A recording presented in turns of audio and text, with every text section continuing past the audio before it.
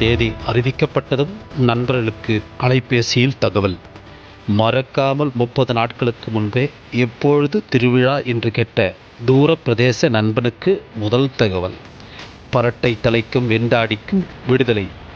இருப்பதிலேயே நல்ல ஆடையை 3 முறை அயன் செய்து அணிந்து வடிவேலை போல் நான் திருவிழாக்கு போறேன் என்று பார்ப்பவரிடமெல்லாம் சொல்லி காத்திருந்த நண்பர் குழுவிடம் கைக்குலுக்கி கட்டித்தழுவி நட்பை பரிமாறி வருவேன் என்று சொல்லி வராத நண்பர்களுக்கு புகைப்படம் அனுப்பியும் போன் செய்தும் கடுப்பேற்றி பாலிய நாட்களை அசை போட்டு சர்க்கரை இருந்தும் சாப்பிடுவதை நிறுத்திவிட்ட பஞ்சு மிட்டாய் ஐஸ்கிரீமை தின்று கடையாய் சுட்டி பார்த்து மழலையின் விளையாட்டுகளை கண்குளிர ரசித்து அனைவரிடமும் பிரியா விடை பெற்று அடுத்த வருடம் சந்திப்போம் என உறுதியளித்து நிம்மதியாய் உறங்கும் அந்த இரவு பௌர்ணமி நிலவாய் நினைவில் என்றும் பிரகாசிக்கும்.